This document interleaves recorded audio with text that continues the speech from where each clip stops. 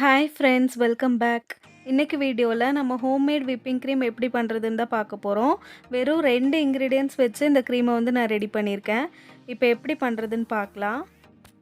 அதுக்கு முன்னாடி நம்ம சேனலை இன்னும் சப்ஸ்கிரைப் பண்ணாமல் பார்த்துட்ருக்கீங்கன்னா மறக்காமல் சப்ஸ்கிரைப் பண்ணிக்கோங்க.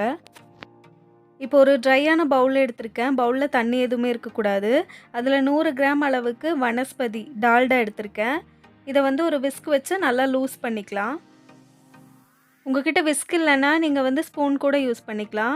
இப்போ இதை நல்லா பீட் பண்ணி லூஸ் பண்ணிக்க போகிறோம். ஒரு 2 நிமிஷம் நான் தொடர்ந்து பீட் பண்ணிக்க போகிறேன். நீங்கள் டால்டா எடுக்கும்போது ரூம் டெம்பரேச்சரில் இருக்கிற மாதிரி எடுத்துக்கோங்க. ஃப்ரிட்ஜில் வச்சதெல்லாம் யூஸ் பண்ணிங்கன்னா சரியாக மிக்ஸ் ஆகாது.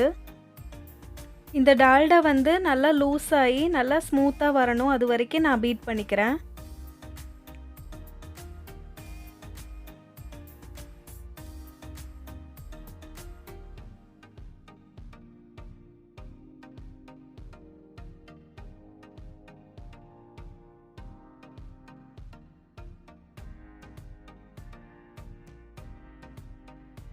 ரெண்டு நிமிஷத்துக்கு அப்புறம் நம்ம டால்டா நல்லா ஸ்மூத்தாக வந்திருக்கு.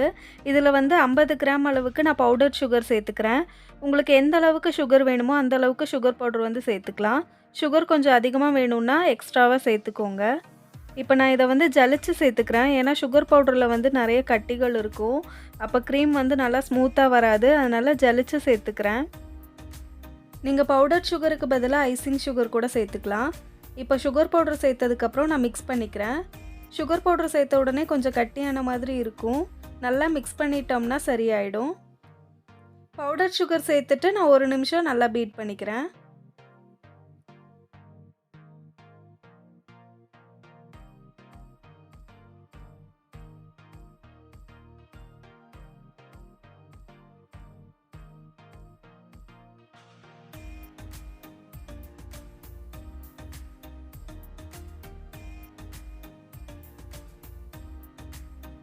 இப்போ சுகர் பவுடர் சேர்த்ததுக்கப்புறம் நல்லா ஸ்மூத்தாக வந்திருக்கு.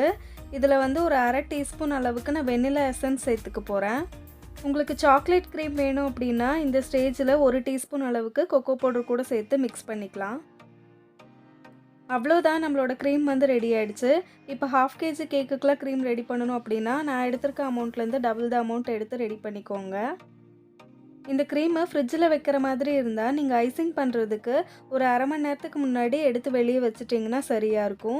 நீங்கள் கலர்ஸ் கூட மிக்ஸ் பண்ணி கேக்குக்கு மேலே ஐசிங் பண்ணிக்கலாம்.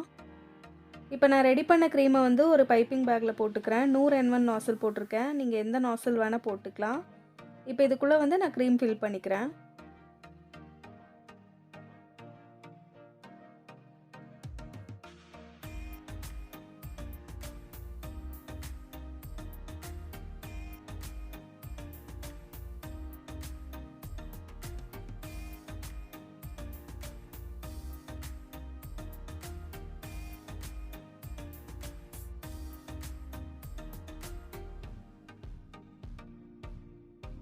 அவ்வளோதான் ஃப்ரெண்ட்ஸ், நம்மளோட க்ரீம் வீட்டிலே ரெடி பண்ணியாச்சு.